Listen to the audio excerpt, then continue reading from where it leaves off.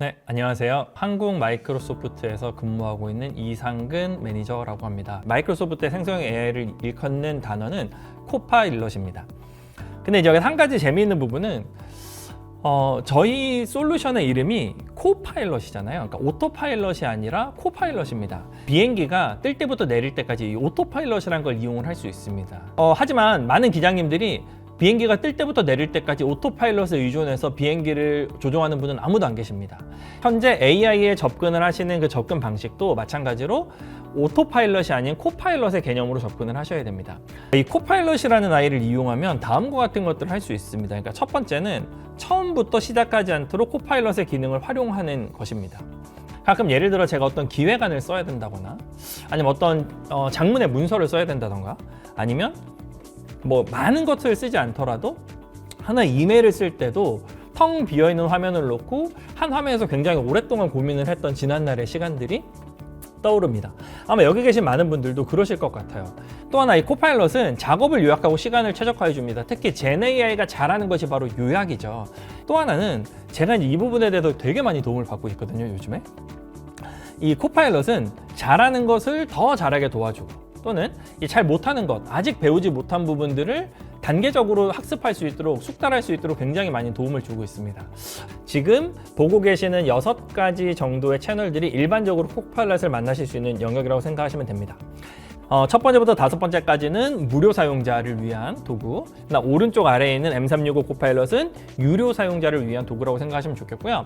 이 무료 코파일럿을 쓰실 수 있는 부분들은 이 앞에 보시는 다양한 요소들, 그 중에 윈도우즈 11에서 바로 코파일럿 버튼으로 불러오시던가 아니면 엣지 브라우저를 이용해서 이 엣지 브라우저 오른쪽 위에 있는 코파일럿 버튼을 이용하시던가 아니면 bing.com 사이트에 접속을 하셔가지고 코파일럿 버튼을 찾으셔서 거기서 실행을 하시던가 아니면 앞에서 말씀드린 모바일 앱, 모바일 앱에서도 코파일럿을 가져다 쓰일 수 있습니다. 그 프롬프트를 구조화할 수 있는 다양한 방법들이 있거든요. 이제 그 중에 되게 유명한 프롬프트 구조화 방식 중에는 GCSE라는 공식이 있습니다. 목적, 문맥, 출처, 포맷 이 4가지를 잘 지키면 된다라는 겁니다. 그 중에 이제 제일 중요한 거, 이 4가지의 구조와 방법 중에 가장 중요한 게 뭐냐면 바로 목적입니다. 그러니까 목적이 없으면 저희가 LLM을 쓸 이유가 없는 거예요. 그래서 뭐 예를 들면 뭘 요약해줘 라고 하는데 그냥 요약해줘가 아니라 이걸 가지고 나는 나중에 어떤 안내문을 작성을 할 거야 라고 한다면 얘가 그럼 그 안내문의 형식에 맞춰서 작성을 해주겠죠. 이런 포맷을 만드실 때 유용하게 쓰실 만한 팁이 하나 있어서 제가 가지고 왔습니다. 그게 뭐냐면 바로 마크다운입니다.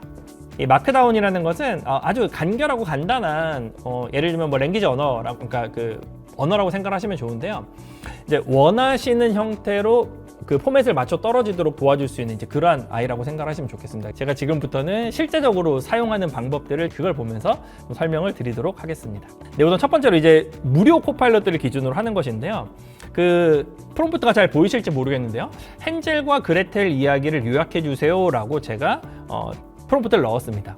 근데 그냥 적어달라고 했더니 되게 적은 용량을 적어줬죠. 그래서 이번에 제가 뭐라고 했냐면 헨젤과 그레텔 이야기를 최대한 자세하게 요약해 주세요라고 했어요. 그러니까 자세하게라는 말을 썼더니 이전보다 훨씬 많은 똑같이 무료인데 똑같이 토큰 수가 좀 적은데 여기서는 더 많은 결과물을 얻을 수 있고 더 상세한 것을 얻을 수 있죠. 다시 말씀드리면 이 코파일럿을 쓰실 때 기본적으로 사용하고 싶으신 부분들에 있어서 적재적소에 원하시는 프롬프트를 잘 입력하시는 것들이 굉장히 중요합니다. 네, 그리고 여기서 헨젤과 그레텔 이야기를 하면서 제가 이게 쌍따옴표를 넣어줬어요. 혹시나 착각을 할까 봐요. 그러면서 다음과 같이 정리해 주세요 라고 하면서 아까 제가 말씀드렸죠. 헤더 쓰는 방법에 대해서 말씀을 드렸습니다. 그래서 사건 이름은 가장 큰 글씨로, 그 다음 등장인물은 헤드 2번째 사이즈 정도로 해서 이렇게 나누어 봤는데요. 사실 이제 여기서는 모든 마크다운에 있는 것들을 그 형식 그대로 다 표현을 하지 못하거든요. 하지만 보시는 것처럼 사건 이름, 등장인물, 주요 줄거리 이제 이런 부분들은 좀 큼직큼직한 글씨로 되어 있고 그 아래쪽에 각각의 항목들이 내용이 정리되는 것을 볼 수가 있습니다. 그러니까 아까에 비해서 훨씬 보기가 좀 편하게 정리가 잘 되었고 요소로 정리가 되었죠. 근데 아직 좀 부족해요. 그래서 제가 이렇게 이야기했습니다. 내용에 사건이 여러 개라면 나누어서 사건 이름을 적어주세요. 그리고 각 사건이 끝날 때마다 구분선을 넣어주세요 라고 하면서 아까와 같이 다시 정리해달라고 다시 프롬프트를 한번 입력을 해봤습니다. 그랬더니 이제 사건이 여러 개잖아요. 그래서 각자의 사건별로 사건 이름을 만들어주고요. 등장인물을 만들어주고 등장인물을 넣어주고 그리고 주요 줄거리들을 적어줍니다. 자, 이런 식으로 그냥 제가 사건 이름, 등장인물, 주요 줄거리를 해주세요 라고 했더니 얘가 이제 하나로 그 모든 이야기를 하나로만 딱 정리해 준 것에 반해서 제가 사건 이름별로 정리해서 넣어달라고 프롬프트를 입력을 했더니 이제 그 사건 이름에 맞춰서 얘가 쫙 정리를 해주고 있죠. 그래서 이런 부분들도 프롬프트를 잘 구조화하신다면, 아까 제가 앞에서 말씀드린 대로 프롬프트를 좀 잘 쓰신다면 보시는 것처럼 더 유용하게 사용을 할 수가 있고 더 제가 필요로 하는 내용들을 얻는데 많은 도움이 되실 거라고 생각을 합니다. 자, 이번에는 위의 내용을 등장인물별로 구분해서 표로 정리해 주세요 라고 했습니다. 여기서 그냥 표로 정리해 주세요 라고 하면 알아서 테이블을 만들어 주거든요. 근데 테이블을 만들 때 어떤 요소들이 들어가야 되는지를 얘가 모르기 때문에 랜덤하게 만들어 주겠죠. 그래서 저는 이렇게 표 형식을 지정을 해줬어요. 아까 제가 마크다운 쓰는 방법 말씀드렸죠. 그래서 등장인물, 등장인물의 특징, 그리고 등장인물의 역할, 그 이야기들이 나오겠죠. 이런 식으로 테이블을 제가 쫙 모았습니다. 그리고 제가 좀 재미있게 하려고 선악을 구분해 달라고 했어요. 보통 옛날 이야기들은 많이 권선징악이잖아요. 선악을 한번 구분해 달라고 했더니 보시는 것처럼 각 등장인물별로 등장인물의 특징과 등장인물의 역할 그리고 선악을 구분을 해줬습니다. 근데 보시면 아시겠지만 계모와 마녀는 악이고 그 다음 선악을 구분하는 나머지는 전부 선이라는 걸 볼 수가 있습니다. 이거 제가 보고 생각보다 잘 아는데? 라고 생각을 했습니다. 그래서 이런 식으로 쓸 수 있고요. 자, 위 표에 헨젤과의 관계를, 그러니까 이 주인공 헨젤과의 또 관계가 있을 거잖아요. 그래서 헨젤과의 관계를 한번 적어달라고 제가 프롬프트를 넣어봤습니다. 그래서 헨젤과의 관계를 추가해주세요 라고 여기 테이블 안에 넣어달라고 했더니 이번에는 원래 테이블 안에 헨젤과의 관계를 집어넣어서 완성을 해주는 모습을 보일 수가 있습니다. 자, 이런 식으로 방금 보신 내용과 같이 프롬프트를 입력하시고, 그러니까 단계별로 쌓아가는 거죠. 원하시는 대로 점점점 내용을 쌓아가시면서 제가 타겟팅하고 있는 그 내용으로 더 집중해서 갈 수 있는 것이 바로 프롬프트를 잘 활용하실 수 있는 방법이고요. 이제 두 번째는 제가 인터넷에서 이미지를 하나 찾아봤어요. 지금 보시는 이미지는 영어로 되어 있고 그래프가 들어있고 그래서 이게 도대체 어떤 내용인지 궁금한 거죠. 이게 저는 여기에 이 이미지를 코파일럿에 던져보고 코파일럿에게 이 이미지를 한번 해석을 해달라고 요청을 해봤습니다. 그래서 지금 보시는 무료 코파일럿에도 이미지를 업로드할 수 있는 기능이 있습니다. 그래서 저는 이 이미지 업로드 버튼을 눌러서 방금 보셨던 그 이미지를 업로드를 했습니다. 그래서 이 이미지가 의미하는 내용을 정리해달라고 제가 프롬프트를 한번 넣어봤어요. 그랬더니 코파일럿이 이미지를 인식을 하고 이미지에 있는 내용들을 다 읽어줍니다. 그래서 주요 내용은 다음과 같습니다. 교사들은 주당 50시간을 일하고요. 그중 49%는 학생들과의 직접적인 상호작용이 소요되지 않는다라고 하면서 그 그래프에 있는 내용들을 전부 분석을 해서 아래쪽에 내용으로 넣어줬어요. 엄청나죠? 대단합니다. 실제로 저는 그래프를 해석해야 될 때 이렇게 생성형 AI를 이용해서 내용을 전부 분석을 하려고 노력을 하고 있어요. 그래서 교사의 업무 시간 구성을 다음과 같은 형식의 표로 정리해줘. 이번에 반말을 썼네요. 예, 좀 마음에 안 들어 했을 텐데. 그랬더니 조금 덜 친절하긴 하지만 표를 잘 작성을 해줬습니다. 그래서 업무 시간 구성, 소요 시간, 학생과 관련 여부들을 제가 적어달라고 했더니 보시는 것처럼 표로, 방금 보았던 내용을 이렇게 표로 정리를 해주는 것을 확인을 할 수가 있습니다. 자, 그리고 제가 여기다가 프롬프트를 또 한 번 입력을 해봤어요. 학생과 직접 관련 있는 시간을 늘릴 수 있는 방법으로는 구체적으로 어떤 게 있냐라고 해서 이 내용 안에는 포함되지 않지만 얘가 학습하고 있을 법한 내용들을 한번 제가 물어봤습니다. 그랬더니 학생들과 직접 관련 있는 시간을 늘릴 수 있는 방법들을 이야기했는데 여기다 제가 하나 체크해놨죠. 오타를 냈어요. 방법인데 부하법이라고 제가 표현을 했거든요. 그런데도 방법이라는 것을 얘가 잘 알고 얘는 이제 확률적으로 전부 계산을 하잖아요, 텍스트들을. 그래서 방법을 이야기하는군 이라고 하면서 그 방법들을 알맞게 잘 제시를 해주는 것까지. 그래서 표에 있는 방금 봤던 이미지에 있는 내용뿐만이 아니라 보통 이제 그 외의 것들도 다양하게 물어볼 수가 있는 거죠. 또 다른 방법 또 제가 한번 제공을 해보겠습니다. 이제 제시를 해보겠습니다.